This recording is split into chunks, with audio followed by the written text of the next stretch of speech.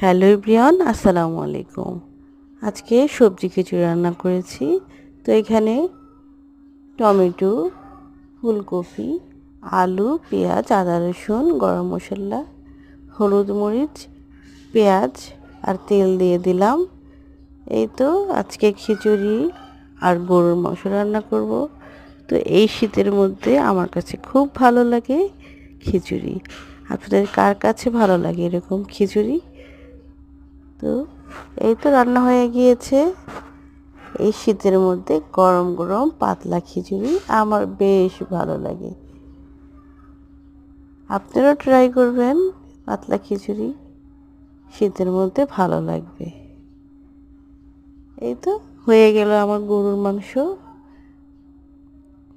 চলে আসেন, আপনাদের সবার দাওয়াত।